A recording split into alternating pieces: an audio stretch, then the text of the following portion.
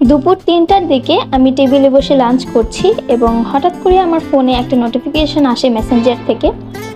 মেসেঞ্জারে ঢুকে দেখি যে আমার ডেলিভারি ম্যান ভাইয়া আমাকে নক করেছে। সে আমাকে নক করে বলছে তার আর্জেন্ট একটা কেক লাগবে, আজকে রাত ৯টা কিংবা ১০টার মধ্যে একটা চকলেট কেক লাগবে ১ পাউন্ডের। কেকটা উনি মূলত নিচ্ছে ওনার 2টা ফ্রেন্ডের বার্থডে উপলক্ষে, মানে 2টা ফ্রেন্ডের বার্থডে একদিনেই ছিল। তো সে হয়তো বা কোনো কাজের ব্যস্ততায় আগে অর্ডার করতে পারেনি।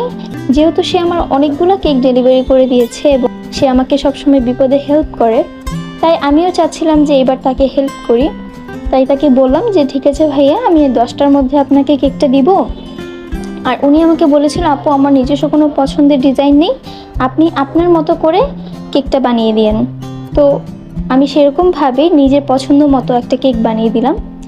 কেকটা উনি চকলেট ফ্লেভারের চেয়েছিল, সো আমি ফ্লেভারটা চকলেটই রেখেছি।